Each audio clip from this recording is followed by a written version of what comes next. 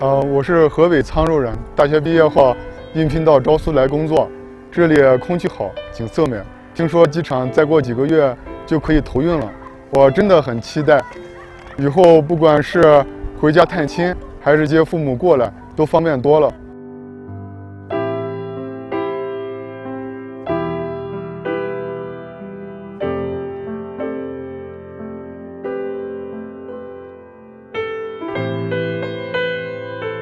看好我们昭苏县全域旅游发展的前景，我也开了一家民宿。